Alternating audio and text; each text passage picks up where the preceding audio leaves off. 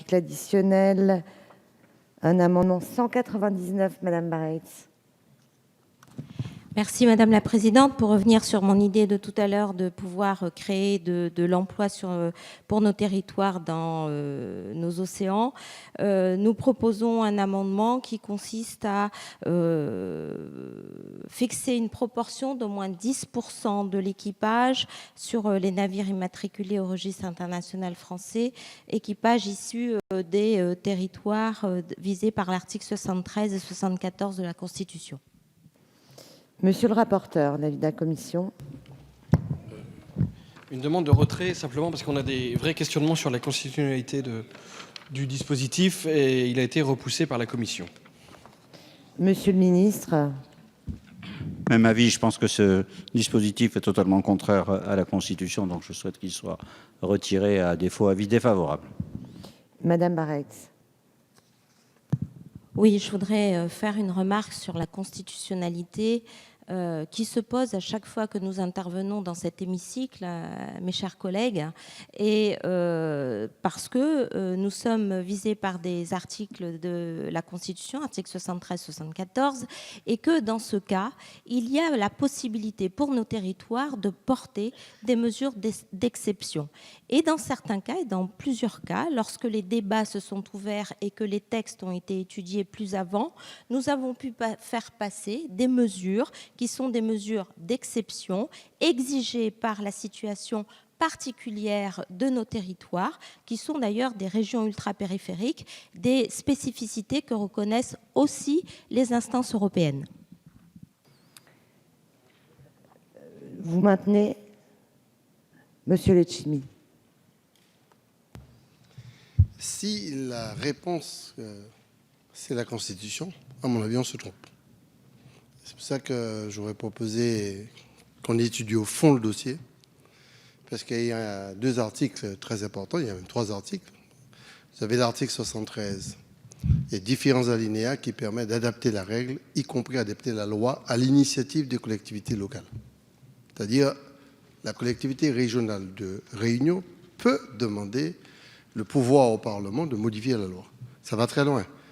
Et Cabaret a aussi noté l'article 74, qui va beaucoup plus loin, puisque ça crée une autonomie de base, sans pour cela qu'on sorte de la communauté européenne. Et la troisième article, c'est l'article 349, qui est un article dérogatoire, entre guillemets, à la Constitution européenne, si je peux me permettre de m'exprimer ainsi, c'est-à-dire le traité de Lisbonne, qui dit très clairement que des mesures totalement dérogatoires peuvent être prises. D'autant plus que l'amendement 180 du rapporteur, Arnaud Leroy, propose exactement la même chose dans le cadre franco-français, si on peut appeler ainsi, par rapport aux immatriculations RIF communautaires. Allant même plus loin, puisque c'est 25 à 35%. Et Cabaret est très mesurée, elle demande 10%. En gros, la difficulté que nous avons, c'est que, ce qu'il disait tout à l'heure, il y a une injustice fondamentale économique sous prétexte d'une égalité, donc pas d'indifférenciation par rapport à quoi que ce soit, et d'avoir commandé par l'Europe des bateaux qui viennent pêcher autour de la Réunion sans pour cela que les Réunionnais pêcheurs et même puissent tirer profit des ressources halieutiques. C'est grave. Et la deuxième chose, c'est que je ne comprends pas pour quelle raison, avec un taux de chômage aussi important, qu'on ne recherche pas dans le fondement juridique de l'article 348 du traité de Lisbonne les mesures dérogatoires. Donc, je vais proposer non pas qu'on refuse l'amendement de Mme Baretz, mais de prendre le temps de l'analyser, y compris dans les navettes avec le Sénat, parce que c'est un amendement extrêmement important. Madame Baretz. Oui, moi je ne souhaite pas retirer cet amendement parce que Serge Letchimy l'a dit, mais je l'avais dit, ça pose une vraie contradiction. Nous avons les richesses autour de nos territoires. Les bateaux passent au large. Les bateaux français, étrangers, européens passent, exploitent les océans. Et lorsque vous regardez des atlas, nous voyons bien que les bateaux, en tout cas pour l'océan Indien, passent au large, ne descendent pas vers nos territoires où nous sommes complètement isolés. Sur les navires, nous avons des équipages qui ne sont pas des équipages ultramarins. Nous sommes français, européens, et nous ne profitons pas de ce développement et de cette économie bleue qui doit être durable. Alors, il y a des exceptions qui sont traitées dans ce texte, mais nous abordons un peu contraint. Je voyais certains collègues qui étaient même vexés qu'on aborde une exception pour les territoires français ultramarins. Cela me vexe aussi. Alors moi, je trouve que c'est un vrai sujet, c'est un sujet d'égalité, c'est un sujet que je pose aujourd'hui devant la représentation nationale, et je trouve que ça mérite en tout cas une étude au fond et une réponse moins lapidaire qu'elle ne m'a été donnée tout à l'heure. Donc en tout cas, moi je ne souhaite pas retirer en l'état mon amendement. Je mets donc, Monsieur le ministre.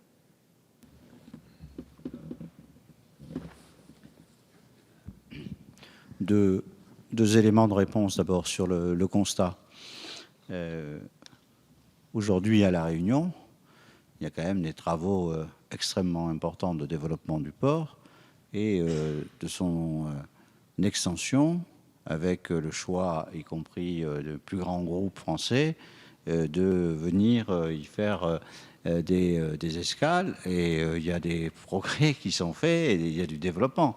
Et le financement est au rendez-vous. Et c'est par ce biais-là que les choses peuvent avancer. Moi, je veux être très, très clair. On ne peut pas être favorable à l'amendement précédent, ne serait-ce que techniquement. Enfin, il est écrit que... c'est votre amendement, dont une proportion d'au moins 10% pour les navires immatriculés au registre international français d'un territoire de l'article 73 ou 74 de la Constitution. C'est l'amendement que vous défendez. Tous les bateaux immatriculés au RIF sont immatriculés à Marseille. C'est quoi un bateau de l'article 73 ou 74? Personne n'est capable d'appliquer ce texte. Donc je comprends l'esprit, mais vous voyez bien qu'on ne peut pas voter ça. Donc je ne rentre pas, je pourrais développer d'autres arguments, mais ce n'est pas comme ça que ça peut évidemment marcher. Il y a peut-être d'autres solutions, mais dans tous les cas, pas celle-là. Donc j'ai mis un avis défavorable. Je mets aux voix l'amendement 199, qui a reçu un avis défavorable de la Commission et du Gouvernement. Qui est pour? Qui est contre? 1, 2, 3, 4, 5, 6, 7... Ah oui. Non, il n'est pas adopté. L'amendement 200, Madame Barretz, Monsieur Letchimy, défendu. Monsieur le rapporteur. Écoutez, simplement pour répondre quand même, je pense que j'entends l'argumentation d'Erika Barretz et les remarques de Serge Letchimy. Je pense qu'il ne faut pas qu'on se trompe de débat. Vous mentionnez tout à l'heure l'article 180. Moi, mon amendement 180, 35%, 25%, c'est sur un dispositif, c'était pour un calcul. On n'était pas sur de l'emploi réservé, comme on peut vous pouvez le lire dans l'amendement précédent d'Erika Barretz. Moi, j'entends, et je suis à disposition, vous le savez, pour qu'on essaie de trouver une solution pour faire que l'économie maritime en Outre-mer, que ce soit la Réunion, la Martinique ou dans d'autres territoires, puisse être dynamique. Mais il faut qu'on regarde aussi avec la réalité d'un secteur. Vous parlez de la pêche au thon, parce que c'est de ça dont on parle. Il y a des grandes chances qu'on ait du mal à faire venir ces bateaux débarquer à La Réunion, simplement parce qu'on a des contraintes économiques liées à ce marché-là. Donc il faudrait peut-être qu'on regarde, via vos régions respectives, ce qu'on peut faire, notamment par les aides qui peuvent être parfois accordées pour des constructions, des choses comme ça, pour qu'on puisse conditionner jusqu'à un certain niveau. Et moi, je suis d'avis positif pour vous aider dans ça. Après, il faut que ça soit aussi en lien avec la réalité des secteurs dont on parle. La pêche tropicale au thon, ils vont pêcher dans les eaux, débarquent parfois aux Seychelles, donc pas très loin de La Réunion, parce qu'ils pêchent aussi dans les eaux territoriales des Seychelles, et qu'aujourd'hui, il faut savoir qu'aux Seychelles, C'est la deuxième source de devises après le tourisme, la pêche au thon. Donc l'État des Seychelles a tout fait pour organiser une filière économique autour du thon. Donc il faut qu'on regarde ça ensemble. Moi, je suis à votre disposition. Serge Letchimy le sait, j'ai toujours été très ouvert aux Outre-mer sur ce texte. Si on arrive à trouver des dispositifs qui fonctionnent, qui soient intéressants pour l'emploi dans vos territoires, je suis à votre disposition pour la lecture au Sénat. Monsieur le ministre. Oui, c'est la même idée concernant la pêche. Je ne reprends pas l'argument que j'ai utilisé sur l'immatriculation au RIF, qui est ici aussi opérante.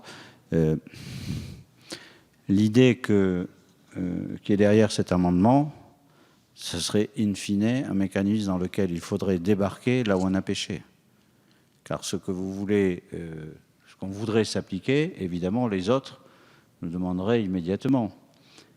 Ces bateaux pêchent dans les eaux de Maurice, des Seychelles. Qu'est-ce qui se passe à Mayotte? On débarque, on ne débarque pas. Il n'y a pas d'endroit d'ailleurs. Bon, enfin, je pense que je comprends l'idée, mais c'est pas la réponse n'est vraiment pas adaptée. Et donc, je crois qu'il faut qu'on s'inscrive dans cette démarche. Je suis assez persuadé que c'est plutôt aujourd'hui dans une modification auprès de la Commission européenne sur les règlements, sur les régimes particuliers qu'il faut qu'on travaille, parce que là, je pense qu'on a des arguments, et moi je suis disposé à le faire avec vous. Peut-être faut-il d'ailleurs, je le dis, qu'on le fasse ensemble, parce qu'au fond, aujourd'hui, il y a des démarches qui sont faites d'une manière singulière par les collectivités ultramarines directement auprès de la Commission, ce qu'elles peuvent faire naturellement, mais peut-être faut-il que ça soit quelque chose d'un peu plus fort, qui soit fait collectivement, à condition qu'on se mette d'accord sur la démarche. Et je pense que l'état d'esprit de la Commission, c'est quand même aujourd'hui d'être assez compréhensible, mais peut-être faut-il effectivement qu'on ait une action collective plus forte. En tous les cas, moi, je suis disposé, si vous le souhaitez, la représentation nationale l'a dit aussi, pour essayer de travailler en ce sens. Mais franchement, je vois plus d'éclaircies du côté de ces démarches-là qu'avec le dispositif que vous nous proposez. Madame Maretz. Oui, je voulais remercier Monsieur le ministre et Monsieur le rapporteur pour ces réponses, parce que c'est cette attention qui est absolument nécessaire. Et s'il faut passer par des amendements qui attirent l'attention, alors le jeu en valait la chandelle. Parce que je pense qu'effectivement, il faut une démarche collective. Il faut que la France montre son intérêt et sa stratégie, sa volonté stratégique et politique de déplacer les curseurs sur des territoires que sont les nôtres, où nous nous trouvons en tout cas. Pour aller rapidement, vous avez parlé des Seychelles, mais on peut aussi parler de l'île Maurice. Il y a un hub portuaire à La Réunion sur lequel l'État a investi énormément et qui prend une dimension, mais en parallèle, nous avons un hub mauricien qui ne laisse pas le temps passer sans ne rien faire. Et nous sommes en concurrence, et vous voyez bien le sujet, Monsieur le ministre, nous sommes en concurrence avec, comme ça, des ports qui ont aussi des atouts qui sont des atouts très importants et qui vient frontal vis-à-vis de nous, avec une Europe qui doit peut-être revoir son approche vis-à-vis de nous. Donc oui, merci de votre proposition. Oui, je crois que c'est nécessaire de pouvoir travailler et déplacer les curseurs et les visions dans nos territoires. Je conclus que l'amendement est retiré, Madame Baretz. Monsieur Letchimy. Oui, l'intervention de Monsieur le ministre est une intervention extrêmement importante. Et vous avez bien ciblé le problème. Il s'agit vraiment d'un problème communautaire aussi. Je tiens simplement à vous dire que ça fait quelques 20 années qu'on se bat pour tous les commissaires européens, y compris les commissaires les plus ouverts qui se sont montrés les plus fermés possibles par rapport à une interprétation du marché communautaire de la pêche, à la fois donnant des autorisations de pêche dans les zones ZE françaises réunionnaises, si on veut bien, sans pour cela qu'on puisse donner des moyens aux pêcheurs réunionnais, aux pêcheurs guyanais, aux pêcheurs martiniquais, de pouvoir rentrer en compétitivité avec l'autre. C'est quelque chose d'incroyable. Et quand on est en plus pénalisé par la chlordécone qui pollue les côtes, à la limite, vous n'avez pas la capacité de pêcher, vous n'avez pas le niveau de compétitivité, vous êtes pollué par la chlordécone. Et en plus, l'Europe donne des autorisations et ne finance pas le renouvellement de la flotte. Donc c'est une condamnation à mort. Donc je connais votre perspicacité. Personnellement, en tant que président des régions ultrapériphériques il y a quelques années, j'ai eu à me confronter à la Commission européenne. Monsieur le ministre, vous aurez un mur. Je vous souhaite bonne chance pour casser ce mur. Monsieur Folliot. Oui, rapidement, pour juste dire que ce que vient de dire notre collègue est quelque chose de tout à fait important et tout à fait essentiel. Moi, je rajouterais un élément qui est un élément qui peut paraître secondaire, mais qui somme toute a son importance.